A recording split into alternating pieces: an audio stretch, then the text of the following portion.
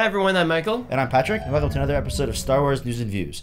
Today the rumor is that Han Solo and Chewie will be piloting a Super Star Destroyer, which is like, I don't know, that's a pretty big ship for them to get. It's the biggest ship they have. Yeah, it also ties in kind of to the rumor that they're looking for the Millennium Falcon, because if they're piloting this, they obviously don't have the Millennium Falcon at the time or something. Like, I don't know. That's kind of a big open-ended question here. It's a huge ship. They need a lot of people to man it. It can't just be the two of them, right? Like, it's huge. I think the bigger question is, how does this fit into the context of the story? So it seems like the Rebel Alliance is capturing and repurposing the Imperial fleet for their own uses. And even in Return of the Jedi, they captured the shuttle Tidarium and used it to sneak into Endor. Yeah. But I don't know if they're going to be fooling anyone with a Super Star Destroyer. Like, how many of them could there be? But maybe it's like a huge weapon, right? Yeah. So maybe they're using it as like, it's like capturing a battleship in World War II, and then, you know, taking everyone prisoner and then using it for your own purposes to use it against the enemy.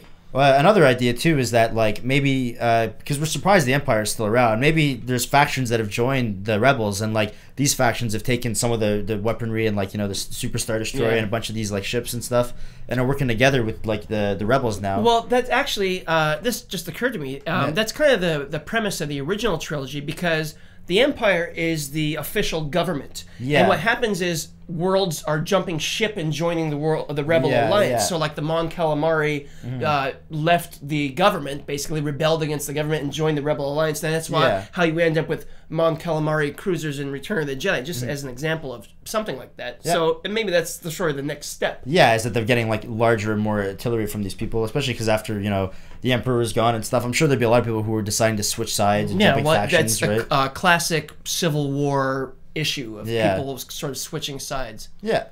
So, that's really all there is to say about that. It's kind of vague, but it's very fascinating. I don't know. I guess we'll see how that actually pans out in the film. It also could be like they're saying they're doing a search for Luke. Who knows? Maybe they need to use this like big ship to go find him, or even just to get back to Millennium Falcon. It's kind of raised a lot of questions about. It does raise a lot of questions, but it's very, very interesting. So that's all we have time for today.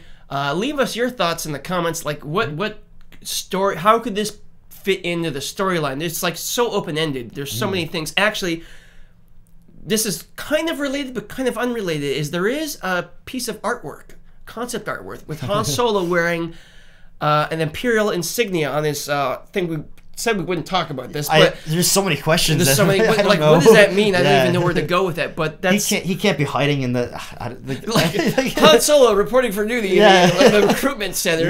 He's the general. Like, he's a general, right? Come on.